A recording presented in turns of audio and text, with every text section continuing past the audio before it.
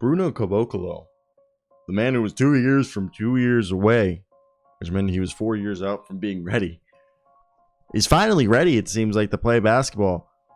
Caboclo, he's 26 years old at this age. He's the guy who has this massive 7+ wingspan, literally could just block everything. And if you guys haven't followed, they actually, for the last 2 years, because after falling out from the Raptors, he went over to the Kings, the Grizzlies, the Rockets, and he actually had some moments where he looked like a rim protecting, kind of like poor man's version, a bigger, longer, poor man's version of what Andrew Wiggins is for the Warriors. That's kind of what Caboclo looked like at like his peak versions. And he went over and played in France, and he played 19 games there. He shot 45% from three, 50% from the field, averaged about a block and a half a game, 11 points. And then last year he actually played in the top Brazilian league, specifically for Sao Paulo, and he only played in 9 games, and he shot 63.6% from the field, 53% from the three, and he had 11 rebounds a night, 2.5 steals, 2.5 blocks with 24 points, dominated the competition. But tonight he came out and Caboclo just looked like a menace, dude. I know he had a bunch of turnovers, but he still... Okay, the Utah Jazz, you guys need talent, and I think Bruno... And the crazy part I do want to say about all of this is he kind of was playing center, which blew my mind. Because they had Vic Law to start the game, who's 6'7", and I don't know if you guys would consider Vic Law a center. Maybe I'm wrong, but I would consider him more of a small forward, maybe a power forward, as he's 200 pounds only. So really, Caboclo was their starting center. He came out, he grabbed 6 boards, and he did a good job. And it just kind of blows your mind how these guys develop, okay? That they start off as Bruno was a small forward, maybe a power forward, and now he also has a 6'9" with a 7'7" wingspan. That is unheard of. Unheard of. And I think he's finally just filled out into his frame.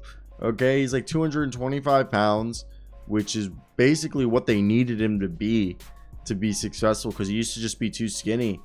And I think part of the reason why he's having somewhat success, especially in the G League competition, he's like 225 pounds. And I don't know if you guys remember this, Giannis Antetokounmpo wasn't effective until he hit 220. He came in at 180, and it wasn't until he hit 220 when he actually became like this dog and became the player that we wanted him to see.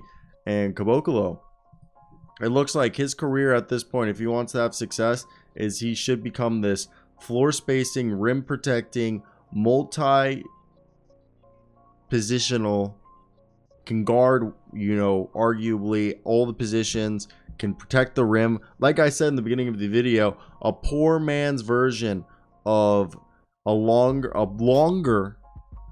lankier, poor man's version of Andrew Wiggins at like the power forward center position.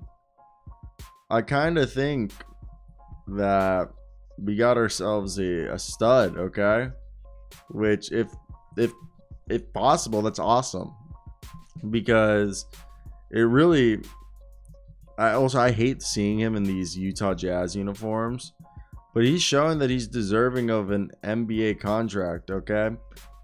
And for me, I think it's just people don't realize like how solid he still is, okay?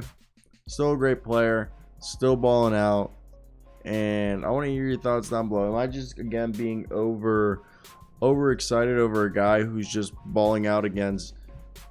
I know these guys are some of the best basketball players, argue. Like anybody in the NBA is like a top 300 basketball player or whatever it is. If there's 30 teams time 15 arguably. Okay, so like there's like 500 players, including the G League, are the top like 300 to 500 players in the NBA, and the overseas guys are the next ones, okay?